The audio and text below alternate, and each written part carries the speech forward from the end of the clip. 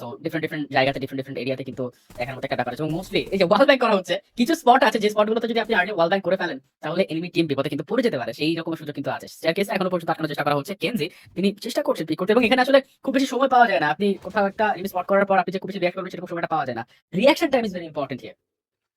আসলে রিঅ্যাকশন টাইমের এই ব্যাপারটা নিয়ে কিন্তু আসলে আমরা আরো একটু কথা বলতে চাই। ওভারঅল ভিউয়ার্স, এক একটা রাউন্ডে আপনি সময় পাবেন মাত্র 6 মিনিট। 6 মিনিটের ভিতরে you have to go in, you have to rescue, and এখান থেকে আপনাকে কিন্তু সেফলি বের হয়ে আসতে হবে। ডেল্টা ফিউরি স্পোর্টস এই মুহূর্তে ট্রাই করবে বিল্ডিং এর ভিতরে প্রবেশ করে, তারা এখান থেকে কিন্তু নিজেদের সেই সেফটি এখান থেকে কিন্তু এনশিওর করবেন, and mercenaries will try to stop them. সেখান থেকে আসলে কিন্তু হচ্ছে আমরা দেখছিলাম mercenaries disgust and the rest of the teammates তারা এই মুহূর্তে কিন্তু ওয়েট করছেন। কেনজি এখান থেকে নিচে আসলে বিল্ডিং এর ভিতরে চুপচাপ এই মুহূর্তে অন্ধকারে লুকিয়ে থাকলো, তার টিমমেটরা স্টেয়ারকেস এবং অন্যান্য যে সকল এরিয়া আছে, ব্যালকনি এবং অন্যান্য সব জায়গাতে তারা তীক্ষ্ণ নজর রাখছেন যাতে করে কোনো সাইড থেকে ডেল্টা ফিউরি স্পোর্টস এর এন্ট্রি না ঘটে। আমরা স্মোকিকে দেখছি right now, he is getting ready with an M4, but somehow আমরা গোস্টকে দেখছিলাম, Ghost he is planning with a different approach I guess. Smokey and তার টিমমেটরা সবাই এখান থেকে কিন্তু ফাইনালি একটা এন্ট্রি প্যাসেজ তৈরি করতে চাইছেন। Some utilities will be definitely helpful, smoke or stun grenade এখান থেকে হেল্পফুল হবে, বাট এই যে যেটা বলছিলাম, এখান থেকে ফাইকর এক্স এখান থেকে কিন্তু